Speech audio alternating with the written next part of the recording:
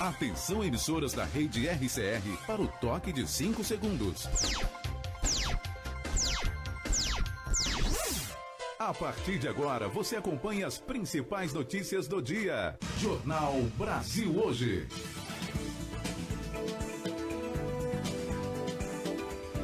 Horário de Brasília, 7 horas. Muito bom dia para você que nos acompanha em todo o Brasil. Até as 7h30 você fica bem informado no Jornal Brasil Hoje, que vai ao ar por mais de 60 emissoras da Rede Católica de Rádios do Brasil. Hoje é quarta-feira, dia 1º de julho. Eu sou Kleber Moleta. Eu sou o Jorge Teles, bom dia e vamos aos assuntos de hoje. Ministro da Educação pede demissão após 5 dias no cargo. Bolsonaro assina prorrogação de auxílio emergencial por mais 2 meses. Aprovado o projeto de lei contra fake news. Governador do Amazonas é alvo de operação que investiga desvio de recursos durante a pandemia. E quarta-feira é dia do nosso quadro de checagem de notícias, joio ou trigo. Esses, alguns dos destaques da edição 9582 do Jornal Brasil Hoje, que começa agora. Horário de Brasília, 7 horas 1 minuto. O Ministério da Saúde atualizou na noite de ontem o balanço da pandemia do novo coronavírus no Brasil. Em 24 horas, o país registrou 33.846 novos casos e chegou à marca de 1.400.000 pessoas que testaram positivo para a Covid-19. A doença causou 1.280 novas mortes e aumentou para 59.594 o número de vítimas. E os 27 países da União Europeia reabrem as fronteiras para o turismo a partir de hoje. Antes desta mudança, só estavam autorizadas as viagens essenciais. Brasil, Estados Unidos, Turquia e Rússia não estão autorizados a entrar no bloco porque não atenderam aos critérios de contenção do coronavírus. E uma nova revisão deve ocorrer em 2 semanas. De acordo com as autoridades, foram usados critérios de saúde para a decisão. Os países de residência dos turistas, e não a sua nacionalidade, será o fator chave para determinar se eles poderão entrar ou não na União Europeia. E depois de ter o currículo contestado, Carlos Alberto Decotelli pediu demissão do Ministério da Educação antes mesmo de tomar posse. Entenda na reportagem de Yuri Hudson. Nomeado para o Ministério da Educação, o professor Carlos Alberto Decotelli entregou nesta terça-feira a carta de demissão ao presidente Jair Bolsonaro. O pedido foi aceito pelo presidente da República, que já busca novos nomes para a pasta. Decotelli teve a nomeação articulada pela ala militar do governo. No entanto, as incoerências no seu currículo desgastaram o ministro pouco depois dele ter assumido o cargo. Já nesta segunda-feira, Carlos Alberto Decotelli tentou explicar as polêmicas em seu currículo. É possível haver distração? Sim, senhora. É possível? Sim, senhora. Naquela época, pela distração... Não houve plágio, então mesmo? Não houve plágio, porque o plágio, quando o senhor faz, Ctrl-C, Ctrl-V. O senhor hoje tem a técnica... Não foi isso que aconteceu. Não foi isso. A primeira incoerência no currículo de Decotelli foi anunciada pelo reitor da Universidade Nacional de Rosário, da Argentina, que negou que o ministro tenha obtido o título de doutor. Em seguida, a Universidade de Wuppertal, na Alemanha, informou que Decotelli não possui o pós-doutorado. Já a FGV também negou que Decotelli tenha sido professor de qualquer uma das escolas da fundação. A instituição também apurará suspeitas de plágio na dissertação feita por Decotelli para a conclusão do curso de mestrado. Para a oposição, Decotelli, que chegou a ser visto como um bom nome, só mostra a ineficiência do setor de inteligência e do próprio presidente da República, como pondera a líder do PCdoB, Perpétua Almeida. Foi ministro sem nem ter sido, foi doutor sem ter sido, foi pós-doutor também sem ter sido. Em um governo de tantas mentiras, sustentar mais esta fake news seria uma vergonha para o país. O ex-ministro nega que tenha cometido plágio. Assumiu que defendeu a tese de doutorado na Universidade de Rosário, mas que concluiu os créditos do curso. E explicou que a pesquisa de conclusão na Universidade Alemã está registrada no cartório da cidade. Agência Rádio Web De Brasília, Yuri Hudson. Obrigado, Yuri. O governo confirmou nesta terça-feira a prorrogação do auxílio emergencial. Serão liberados mais R$ 1.200 pelos próximos 2 meses. Confira com Henrique Carmo. O governo federal vai pagar mais 2 parcelas do auxílio emergencial de R$ 600.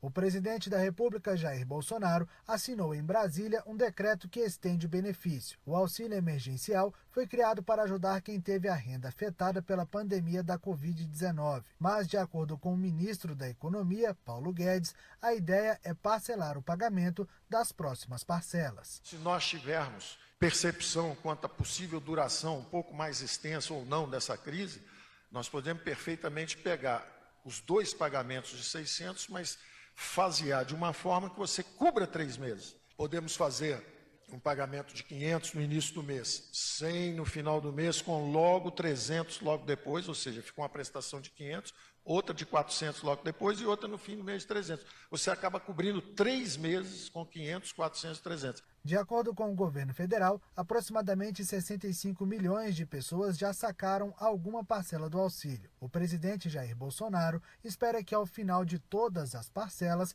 a economia já esteja equilibrada. Nós aqui que estamos presentes sabemos que R$600 é muito pouco, mas para quem não tem nada, isso é muito. São mais 2 prestações e nós esperamos que ao final dela a economia já esteja reagindo. Apesar de disponibilizar mais 2 parcelas do auxílio, o prazo para solicitar o benefício será mantido e acaba nesta quinta-feira, dia 2 de julho. Quem ainda não pediu o benefício deve correr e realizar a solicitação. Podem pedir o auxílio emergencial trabalhadores informais, desempregados, microempreendedores individuais e beneficiários do Bolsa Família. Os pagamentos são feitos pela Caixa Econômica Federal, responsável por ordenar os depósitos e saques em calendários de acordo com o mês de aniversário dos beneficiários. A solicitação pode ser feita pelo site auxilio.caixa.gov.br ou pelo aplicativo Caixa Auxílio Emergencial. Já a utilização e o saque do benefício devem ser feitos por meio de outro aplicativo, o Caixa Tem. Ambos estão disponíveis para baixar de graça em qualquer tipo de celular. Reportagem Henrique Carmo. Horário de Brasília, 7h07. Jornal Brasil Hoje. RCR, Rede Católica de Rádio. Em tempos de pandemia, o que o mundo mais precisa é de amor e gente disposta a fazer o bem. Felizmente, exemplos não faltam. Nos hemocentros, heróis anônimos doam um pouco de si, do seu sangue, para fazer pulsar a vida nas veias de quem precisa. Doador, mais do que nunca a sua solidariedade é necessária. Informe-se no hemocentro da sua cidade e saiba como doar em segurança. Seja solidário, doe sangue. Doar é um ato de amor. Apoio Rede Católica de Rádio. A Signes Brasil é uma associação católica de comunicação que tem por meta o fortalecimento da paz por meio da comunicação. A entidade é mundial e de direito pontifício, ou seja, é reconhecida pelo Papa. O atual momento é de grave crise na área da saúde. As pessoas do mundo todo estão acuadas e cheias de incertezas frente ao coronavírus. Contudo, além da Covid-19, também existem outras questões sociais que têm agravado a situação da pandemia. Entre eles estão a corrupção, a falta de respeito aos cidadãos e as questões políticas, econômicas e éticas vividas pelos brasileiros. O momento é de união de forças, de garra e de muita responsabilidade com a vida do outro. Afinal, somos muitos e se somarmos em favor da vida, poderemos contribuir para minimizar os efeitos dos tantos problemas vividos na atualidade. Hoje a Signes Brasil tem os seguintes departamentos: Signes Impressos, Signes Rádio, Signes TV, Signes Jovem, Signes Educomunicação e Pesquisa. Temos a filosofia de seguir juntos, ou seja, trabalhar em parceria com outras instituições que têm sonhos e projetos semelhantes aos nossos. O termo-chave: seguir juntos. Signes Brasil, a comunicação para uma cultura de paz. RCR, Rede Católica de Rádio. As principais notícias da sua manhã estão aqui. Jornal Brasil Hoje, Rede Católica de Rádio. Horário de Brasília, 7h10. O Senado aprovou nesta terça-feira um projeto de lei para coibir a produção e disseminação de fake news. A proposta teve 44 votos favoráveis e 32 contrários e segue agora para a Câmara dos Deputados. Entenda com Rodrigo Rezende. A proposta do senador Alessandro Vieira, do Cidadania de Sergipe, tem como objetivo principal o combate à criação e disseminação de fake news, principalmente pelas redes sociais. O relator, Ângelo Coronel, do PSD da Bahia, afirmou que o seu relatório visa combater o anonimato, que é, para ele, um artifício utilizado para crimes nas redes sociais e nos serviços de mensagem. Seguindo o que já dispõe a Constituição, toda manifestação é livre, mas o anonimato não é aceito. Com base nesta ideia, não é admissível que a sociedade brasileira se veja refém daqueles que se escondem covardemente atrás de perfis falsos para disseminar mensagens ofensivas, conteúdos depreciativos ou, ainda pior, ameaças, como as que têm sofrido membros do Supremo Tribunal Federal e mesmo deste parlamento. A proposta exige, na compra de um chip de celular, o cadastro do CPF. As redes poderão pedir a identificação do usuário mediante ordem judicial, no caso de denúncia ou de suspeita da existência de conta inautêntica ou automatizada.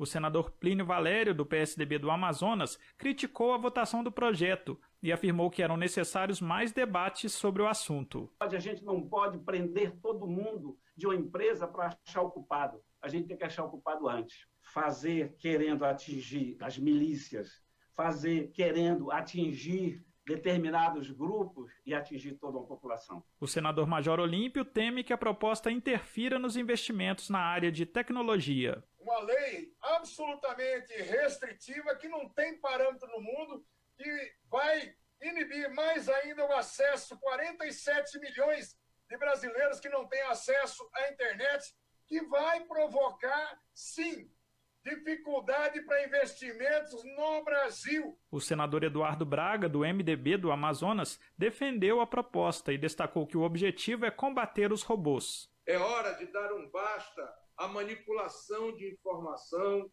ao uso desenfreado de robôs e perfis falsos que desequilibram o debate democrático e, por vezes, provocam danos coletivos imensuráveis, como no caso da pandemia. Quanto não tivemos de prejuízo a custo de vidas, muitas vezes por fake news. A proposta impede que políticos eleitos bloqueiem usuários nas redes e traz mecanismos para combater o encaminhamento de mensagens em massa, com obrigatoriedade de armazenamento pelas empresas de conteúdos viralizados para mais de 1.000 pessoas. Exige também a identificação clara dos anúncios publicitários e conteúdos impulsionados e veda as contas inautênticas, que são as falsas, construídas com o objetivo de enganar o público. A proposta será analisada agora pela Câmara dos Deputados. Da Rádio Senado, Rodrigo Rezende. Horário de Brasília, 7h13. Jornal Brasil Hoje. RCR, Rede Católica de Rádio. A fraternidade transforma consciências e orienta o sentido de nossas vidas como dom e compromisso para construir a convivência solidária em nossas famílias, na sociedade e em nosso planeta. Ver, sentir compaixão e cuidar dos mais necessitados e do meio ambiente são gestos do bom samaritano, que estimulam a construção de um mundo mais justo, fraterno e sustentável. Campanha da Fraternidade 2020. Realização CNBB.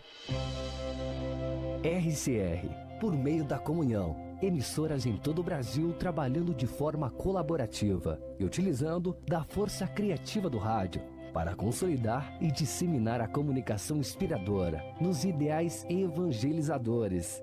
Rede Católica de Rádio, fortalecendo a Igreja no Brasil. Junte-se a nós. Acesse rcr.org.br.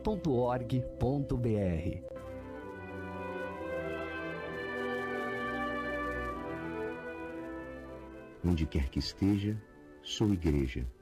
RCR, fortalecendo a igreja em sintonia com você. Na confusão das vozes e mensagens que nos rodeiam, temos necessidade de uma narração humana que nos fale de nós mesmos e da beleza que nos habita. Temos necessidade de uma narração que saiba olhar o mundo e os acontecimentos com ternura. 54º Dia Mundial das Comunicações Sociais. Para que possas contar e fixar na memória. A vida faz-se história. Sabe aquela notícia que você recebeu num grupo ou aquela informação postada nas redes sociais que você ficou na dúvida? Não passe adiante. Confira a autoria do texto, observe a data em que a notícia foi publicada, cheque as fontes e busque informação no seu veículo de confiança. Jornal Brasil Hoje. Jornalismo com responsabilidade. Rede Católica de Rádio. Horário de Brasília, 7h15. E a Polícia Federal deflagrou nesta terça-feira uma operação que investiga a compra de respiradores pelo governador amazonense, Bruno Elander. Governador Wilson Lima, do PSC, foi um dos alvos da Operação Sangria da Polícia Federal nesta terça-feira, que prendeu 8 pessoas temporariamente, entre elas a secretária de Estado de Saúde, Simone Papais. Também foram cumpridos 20 mandados de busca e apreensão em 14 endereços em Manaus, Brasília e São Paulo. Além disso, bens no valor de R$ 2.976.000 foram bloqueados nas contas de 13 pessoas físicas e jurídicas. A ação foi autorizada pelo ministro do Superior Tribunal de Justiça, Francisco Falcão.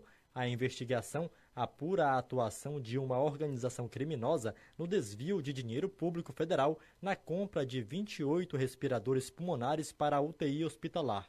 O contrato suspeito indica a compra dos equipamentos junto a uma empresa que vende vinhos. Conforme a apuração do Ministério Público Federal e da Polícia Federal, os respiradores foram comprados com valor 133% acima do preço de mercado, R$ 60 mil a mais em cada unidade, em uma manobra conhecida como triangulação. Nela, a empresa Sonoar, que já tinha outros contratos com o Estado, vendeu os respiradores para a adega FJAP por R$ 2.480.000. No mesmo dia, a adega revendeu para o governo por R$ 2.976.000 e logo após receber o pagamento, transferiu o dinheiro para uma conta bancária no exterior, pertencente a uma outra pessoa jurídica e que a PF suspeita que seja de fachada para lavagem de dinheiro, como explica o superintendente da PF no Amazonas, Alexandre Saraiva. Olha, eu não me recordo exatamente o nome da empresa, mas é uma empresa sediada no exterior e que esse dinheiro foi transferido para lá. O que é uma operação extremamente suspeita, junto com todo aquele contexto que nós já tínhamos verificado. Uma empresa que está no contrato social, o objeto dela é fornecer vinho. Não está no objeto dela fornecer equipamento médico. Superfaturamento do preço. Inadequação do equipamento para a utilização que se destinava. Transferência para o exterior. Então, assim, é toda uma situação que não tem como não ser vista e não ser investigada. O superintendente da PF também demonstrou ter entendimento diferente do subprocurador-geral de Justiça do Amazonas para Assuntos Jurídicos, Fábio Monteiro. No dia 10 de junho, o Ministério Público do Estado deflagrou a Operação Apneia com foco neste mesmo contrato de compra de respiradores. E o subprocurador informou que o superfaturamento não implicaria em sanções diretas ao governador Wilson Lima, porque não foi ele quem assinou a compra, e sim a Secretaria de Saúde. O governador é o ordenador de despesa.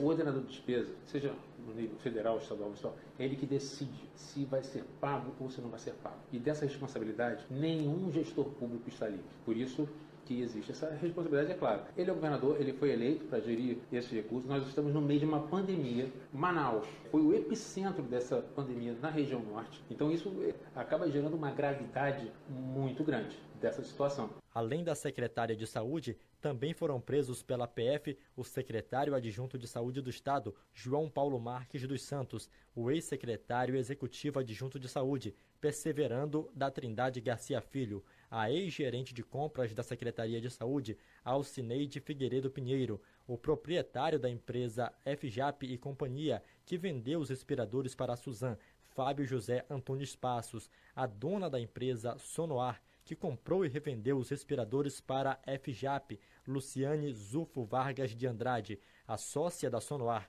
Renata Cássia Dias Mansur Silva e Cristiano da Silva Cordeiro, empresário ex-implicado na Operação Saúva e que emprestou o dinheiro para a operação.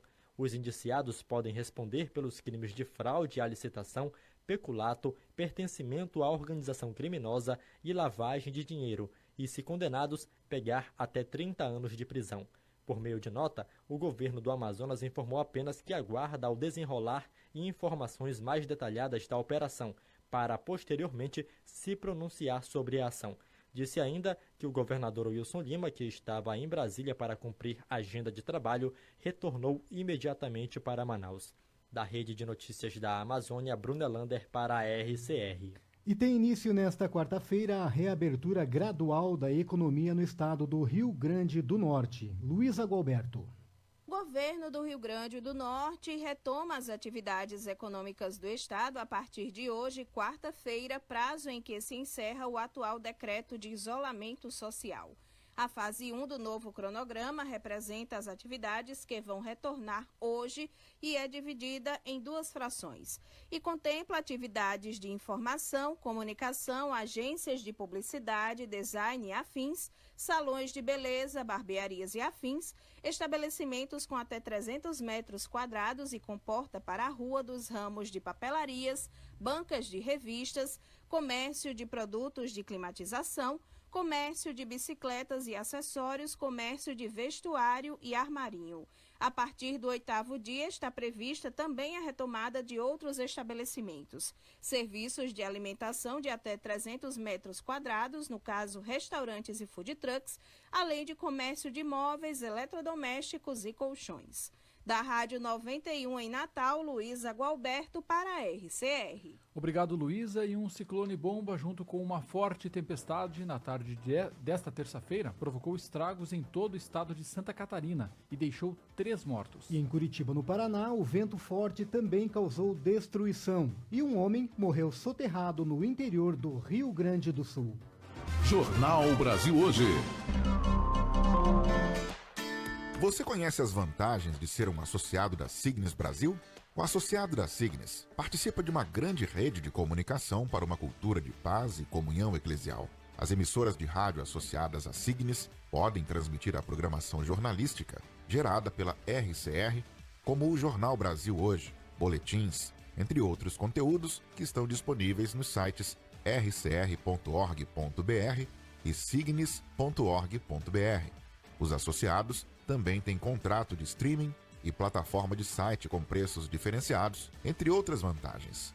Seja um associado da Signes Brasil, a Associação Católica de Comunicação, entidade reconhecida pela CNBB, filiada à Signes Mundial e Signes América Latina e Caribe. Signes, Associação Católica de Comunicação, animando e congregando profissionais e meios de comunicação católicos e de inspiração cristã do Brasil. Saiba mais em signes.org.br. Fidelidade aos valores do Evangelho, respeito à vida e à dignidade humana, postura ética nas práticas religiosas, contribuição com a educação, cultura e cidadania, espírito de solidariedade, comunhão e partilha, inovação tecnológica, responsabilidade socioambiental. Estes são os nossos valores. RCR, fortalecendo a Igreja no Brasil através das ondas do rádio. Sabe aquela notícia que você recebeu num grupo ou aquela informação postada nas redes sociais que você ficou na dúvida? Não passe adiante. Confira a autoria do texto, observe a data em que a notícia foi publicada, cheque as fontes e busque informação no seu veículo de confiança. As principais notícias da sua manhã estão aqui. Jornal Brasil Hoje, Rede Católica de Rádio. Horário de Brasília, 7h24. E chegando por aqui o nosso quadro de checagem de notícias. Joio ou trigo? O espaço de checagem de notícias do Jornal Brasil Hoje. Uma parceria da Rede Católica de Rádio com o coletivo Bereia. Hoje contamos com Juliana Dias. Bom dia, Juliana. Bom dia, ouvintes do Jornal Brasil Hoje. Eu sou a Juliana Dias, do coletivo Bereia.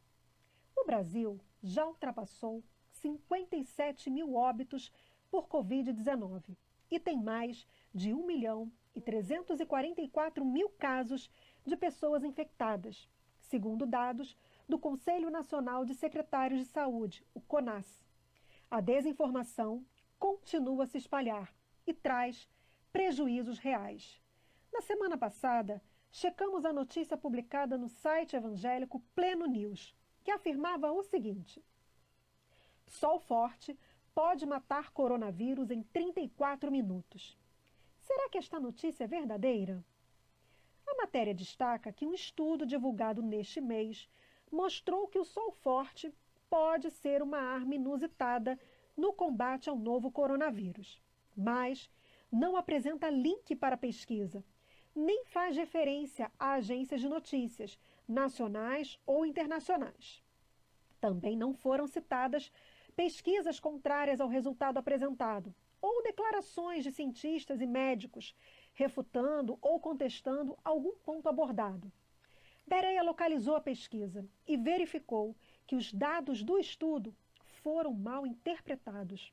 Os cientistas fizeram uma simulação em laboratório com raios ultravioleta e verificaram que os vírus que saem de pessoas infectadas e são depositados em superfícies tendem a ter menor propagação quando há emissão de radiação solar ultravioleta. O vírus SARS-CoV-2 também foi inativado mais rapidamente diante da luz solar do que outros vírus, como a influenza. Daí a conclusão de que a luz solar deve ter um papel na ocorrência, taxa de propagação e duração de pandemias de coronavírus. A pesquisa, no entanto, não fala da taxa de contaminação em seres humanos, e sim da inativação da carga viral em superfícies contaminadas. O artigo também não afirma que a exposição de pessoas à luz solar por 34 minutos pode ajudar no combate à Covid-19. Também não é verdade que os cientistas desencorajaram o isolamento social após a pesquisa, como afirma a matéria do Pleno News. Bereia conclui, então, que é enganosa a matéria, afirmando que a exposição ao sol mataria o coronavírus em 34 minutos. A matéria apresenta um estudo científico verdadeiro, no entanto, com informações falsas e distorcidas sobre a pesquisa. A desinformação causa prejuízos à saúde e pode matar. Dica da semana, ouvintes: se o conteúdo citar fonte, mas não informar o link, desconfie. E se você recebeu algum conteúdo e tem dúvidas se é falso ou verdadeiro, envie por e-mail coletivobereia@gmail.com ou pelo WhatsApp, código 98 920007205. Um abraço. Um abraço, obrigado, Juliana.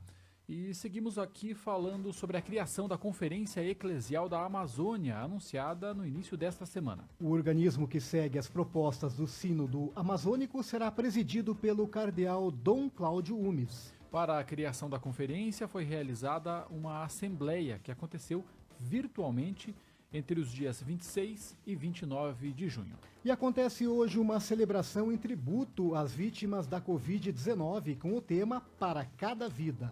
O arcebispo do Rio de Janeiro, Dom Arani Tempesta, é quem conduzirá esta celebração, que é um tributo para cada vida, que será realizado às 19 horas, no horário de Brasília, no Monumento do Cristo Redentor, e terá transmissão online através da plataforma YouTube, no canal da CNBB.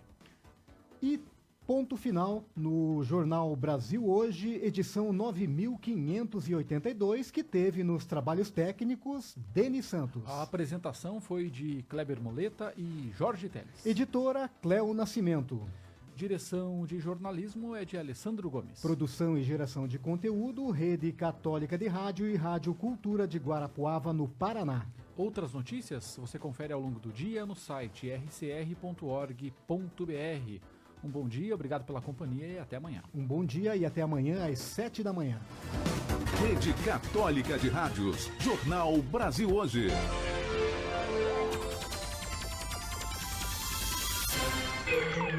A Rádio Cultura caminha para os seus 50 anos no ar.